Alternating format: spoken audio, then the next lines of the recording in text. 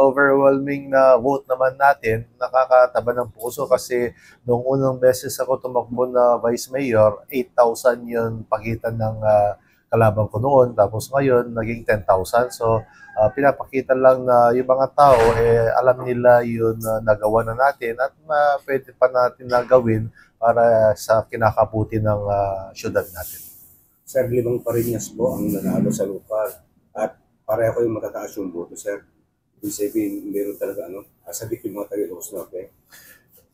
Para sa akin naman, matagal na yung pamilya natin na naglilingkod sa bayan natin, sa lugar natin. Since 1980 pa tayo, yung dad ko na nagsilbing alkalde mayor dito, 1980 to 86. Tapos sinundan ng kapatid niya, si Uncle Roger, 9 years siya, 1992 at hanggang 2001, sinundan ni pamangkin nila, si Mang Michael, 2001. So, kung titignan mo kasi, marami naman kami nagawa. Hindi naman makaupo yung isang tao kung walang ipapakita. So, track record na lang yung tignan natin na kung ano mga serbisyo yung pwede natin gawin. Sir, kanina nag-usap po ni incoming mayor. Usap po yung pag-usap po natin, sir.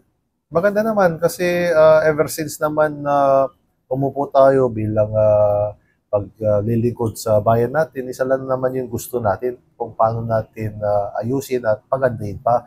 So, yun, commitment ko naman is not, kaya nga nung polling election, wala tayong mayor kasi yun yung payo ng dad ko na wag ka na lang makialam sa mayor para kahit sino manalo, pwede mo naman pa rin katrabaho sila para sa kinakabuti ng syudad natin. Sir, yung turnout po ng boto, masabi po ba natin na wise na po yung voters natin sa Ilocos Norte o sa Lawag?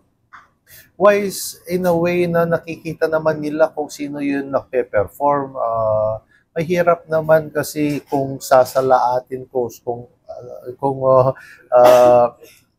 yung boto ko, boto ng mga ibang kandidato, nasa kanila. So, kung anong performance yun nakikita nila, doon siguro naniniwala yun mga karamihan ng mga botante.